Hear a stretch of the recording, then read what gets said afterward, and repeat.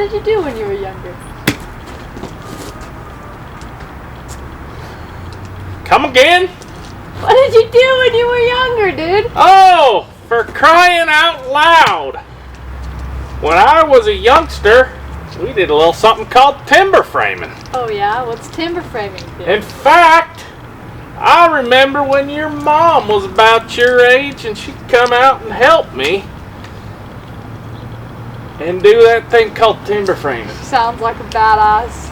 Oh, I'm telling you. Anyway, what'd you say you want? Will you tell me about timber framing, Grandpa Burbage? Yeah, well, sure. I'll tell you all about it. Come on in, step on into my office.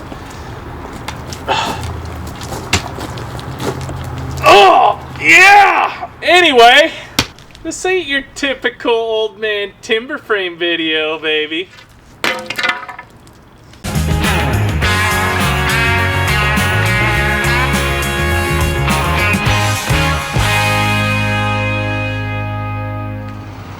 Have you ever wondered taking two big pieces of wood such as these and marrying them together, such as this, without any screws? How in the crap? Well, in this video I'm going to show you how we do it by using a technique that's been around for thousands of years. It's a joint called Mortise and Tenon, and we're going to show you all the ins and outs, the different ways you can do them, some DIY stuff, using some basic tools where anybody at home can do this procedure, or some of the fancier tools that we have in the shop that us professionals like to use. So hang with me, we're going to show you a good time, we're going to have a good time, and we're going to use some awesome tools, and this is stuff that you can apply in everyday life, especially if you like working with wood. Here we are in the shop, and I'm going to start by talking about our tools, okay? These are just some few of the hand tools that we use. First of all, we are big into PPE, and for those that don't know what that is, it's safety equipment. My safety glasses, which right now I'm wearing my contacts, but I usually have prescription glasses, and those are safety glasses. Also, ear protection, very important. And these are so cool because they're actually molded to my ear that we use a lot here in the shop. I get a lot of questions about PPE, and some of my favorites. I almost fell over. But these are the Timberland Pro boots, and I love them. The best boots, the most comfortable for walking around on these concrete floors, and they protect your feet. Very important. So, what I have in front of me are a few hand tools. First of all, you've got your layout. Layout is important. If your layout is not accurate, then your fabrication work will not be accurate. So, layout. We got a cool layout square, and this will show in a quick clip coming up how efficient it is to mark out with this square. Always have a sharp pencil and a knife. We use the knife to sharpen the pencil, and we also use it to score the wood when we make marks in the timbers. This is a framing square, or we call in the shop a stair square because we use it a lot to mark out stair stringers. You've got your rise and your run. And then we got the chisels, some of my favorite. So we've got the 1.5" Robert Sorby chisel, and you gotta have a nice big chisel when you're doing these deep mortises and cleaning your tenons. Right here we've got the 2-inch chisel, and this is the one we use most of all because most of our mortises are 2 inches wide. So then you whip out the big bad daddy slick, and everybody likes this thing because it's so massive looking, but you use this a lot to clean up your tenons and the sides of your mortises, and it provides a nice flat surface when you're working with the big flat tenons. It really helps get an accurate plane, and those things are sharp. So be very careful to cut your finger off. No, that's not how I cut my finger off. Tons of people ask that. I will reveal it later. You have to watch to the end of the video to see how I lost my finger. This is Mini Thor. We have a lot of these around the shop. We just use them to hit the chisels, other tools, manipulate them, do what we want. And at the end of the video, we'll show you how we hit the dowels into the drill holes. This is Big Thor. And when we need to drive a beam into a mortise, this is how we do it.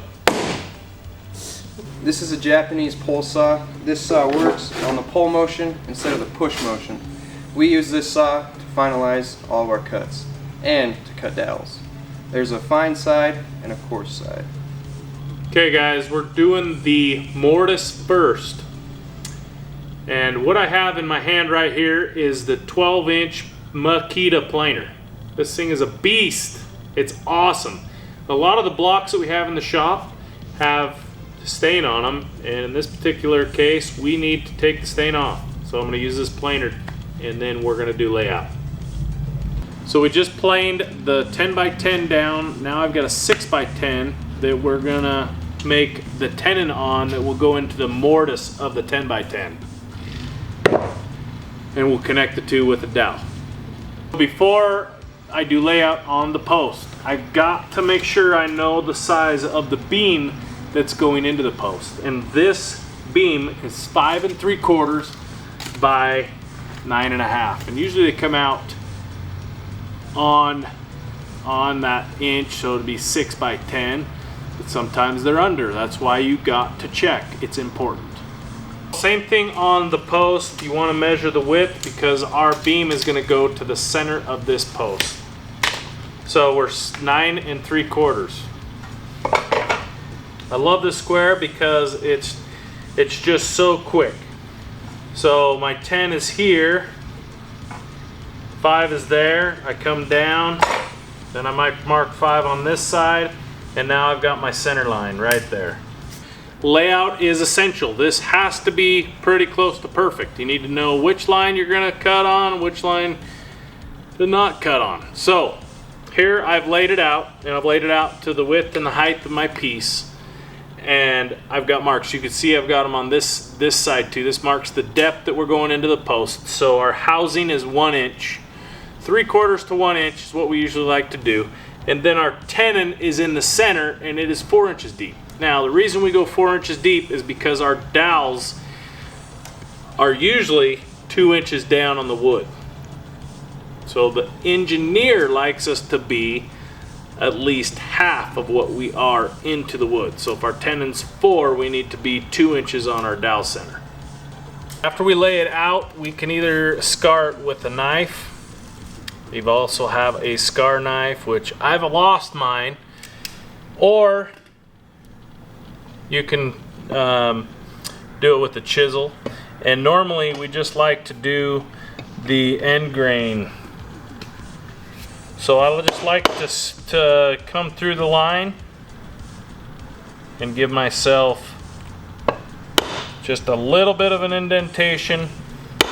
And what this does is it makes it so the mortiser won't rip that wood up on those edges.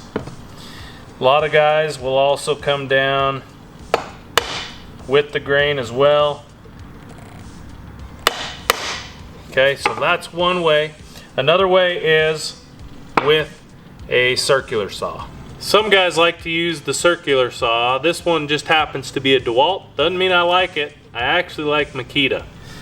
But a lot of people will run their saw down this line. So here we go.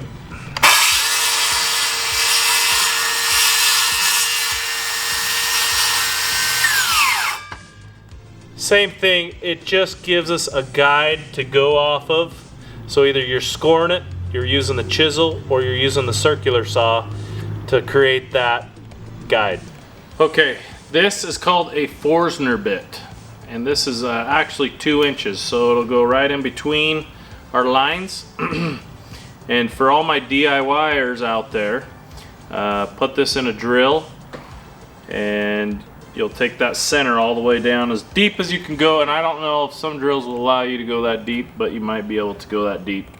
So you would start here and work your way back, and then you would take your chisel and clean it out with the chisel. Guys, this is a great entry-level tool. Yeah, it costs $1,000, but this is the Makita 7104L, and if you're just starting out in timber framing, this is a good one to have. So basically what this does is it clamps to your material like so, and the idea is it runs with the grain. The blade runs with the grain, okay? Down this way, and then you'll come across this way. So each time plunging, okay? So you plunge, pull the trigger here. You go around your material and then up this way, and it has 3 positions like so, okay? This is a good tool, but it's a little slow. And when you're running a production shop, you need speed and accuracy. Okay, this is the hot dog tool of choice for all timber framers. This is the Mafell E103, and notice a few things different from the Makita that I showed you earlier. This chain cuts against the grain, and it doesn't have a clamp system like the Makita. So you're a lot faster when you're not clamping. The width of this, the chain and the bar, is 2 inches, and that's why we mark our 2-inch tenons, because it's one swath, boom, boom, boom, clean it a little bit with the chisel, and you're rocking. So here again for my DIYers, my good buddies. I salute you for actually attempting this stuff, because it really is cool, and it is possible for you all to do this. Back to the circular saw. Making a lot of cuts. Bam, bam, bam, bam. And then taking your chisel and breaking them out. That's one option. Okay, then we take the 2-inch chisel and we break all that little stuff out.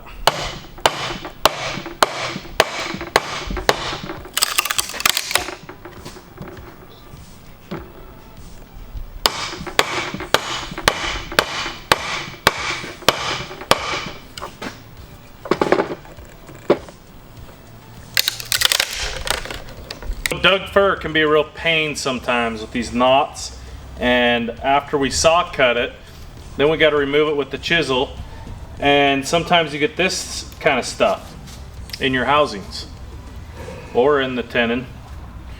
But everybody has a router. We put a typical plow bit in there, and this I believe is a 1/2-inch plow bit, so it's not very deep. It's just made to clean out the bottom of the housing. And it's got a wheel, a bearing wheel, up above the plow bit, which guides along the edge of your housing. So we set the depth is set, and then we clean the housing out with the router. So this is the Mafell Zk cutter, the 115 Easy cutter. This thing is a beast, and we still don't use it to its full potential. I love this tool. This tool removes a lot of material in a hurry. You can do it for bird's mouths on rafters. You can do it for housings cleanouts, and we do it a lot on tenons, or channels in the top of beams for where your rafters seat. So there's so many different applications for this tool. It's not even funny. So this is kind of your high production tool. I love it. It doesn't get used enough in our shop, but whenever I'm around, I love using it. That was like 2.2 seconds and we're done. You have this little part in the back, and so I just get my chisel out.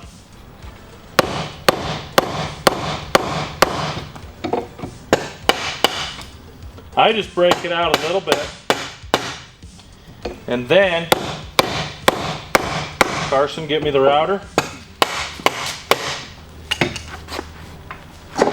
So you're just leaving yourself a guide for the router. Okay, so we marked out the tenon on the beam that inserts in the post. Notice I got 2 lines here. That represents the amount that goes into the housing, the shoulder. Then I've got 2 lines here with an X. This represents our tenon that we'll insert into the mortise of the post. And the X will come out, that piece will come out. So I'm gonna do 2 different styles again. One for my DIY pals and then another one for my production friends. So here we go.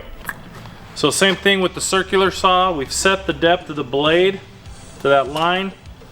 And we could either go a bunch of cuts and then break it out with your chisel, or we could do 1 cut on our shoulder line and then we could get the big saw and do a drop cut. So on this demonstration, I'm gonna do both.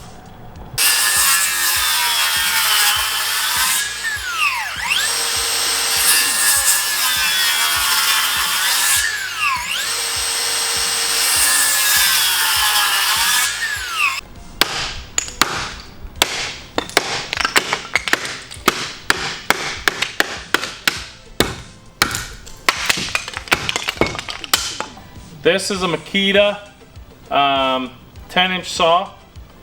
The blade's 10" and a quarter, but it'll cut up to 4 inches, maybe a little more than 4 inches. And I'm gonna use this saw to do a drop cut.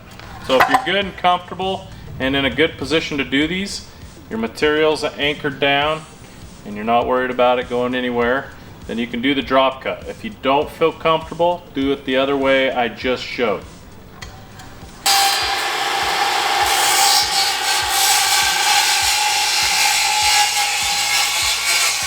This is my favorite part of the whole frickin' process. Oh, yeah. Okay, now the moment we're all waiting for. The tenon's cut. So, mortise is done, tenon's done, and the moment we've been waiting for. It goes in. Okay, now that it fits, we are gonna drill our dowel holes. I've got just a regular Makita drill, and then I've got this fancy Mafell press. And for years I was looking for the right tool. Even made some stuff that was just, it didn't work very well. But I found the Mafell press, very impressed with it. It does cost a little bit of money, but I've had this thing for 10, 15 years plus. And your holes are straight, everything is dialed in. So this is, if you can afford the tool, this is one way to use it. I'll show you another way here in a minute.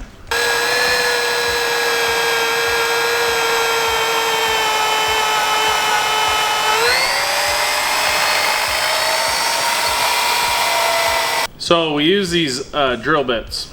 They're called owl bits, and they're aluminum, and they have 2 little flanges on the side, which makes it a crisp hole around the edges.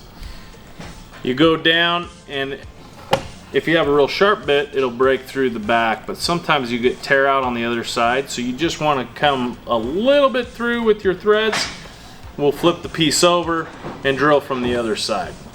Now, one other option for my DIY friends, if you're gonna just do it with a drill and an owl bit, you can, but you want to get a little circle mirror, and then you want to drill out the hole of that mirror. You place it where you're gonna drill the hole, and if you put the drill upright, that will guide you how to keep your drill straight and true all the way down, because you can see it's when you come out of that mirror is when you're crooked. So pretty cool little method. I don't have a mirror with me, or I'd show you that option. The drill press is the way to go. Real quick on the oak dowels. These are oak, awesome dowels, and we lube them up with soap. So the soap makes them slick enough to go in the hole and penetrate through the hole. Go ahead, Bailey.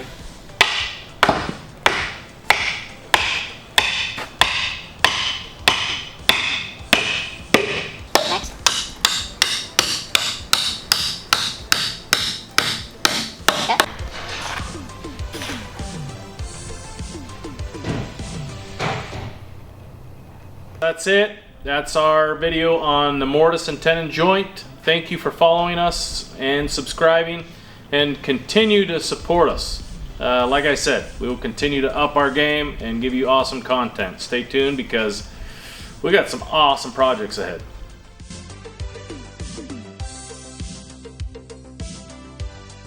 It was about 10 years ago, and it was at the end of the day. I was a little fatigued, and when you get fatigued, you usually get hurt. And something told me, all right, you better be done. And I didn't listen. So I had a Makita saw just like this, except for it was a plug-in because the battery saws didn't exist. And I was cutting 2 stair stringers in half on sawhorses just like this. And as I ran the saw through, I let the saw blade coast.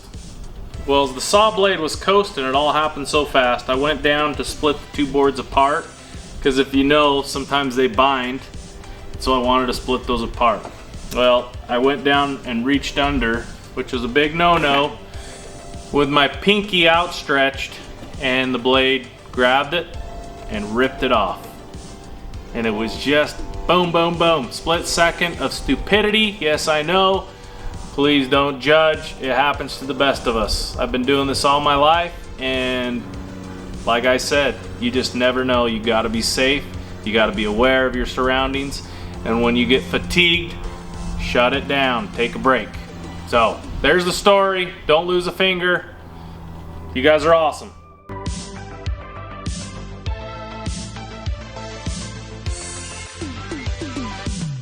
What do you want me to talk about?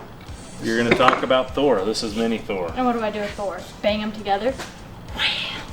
Push motion. Can I talk about this Thor too? This Thor is way more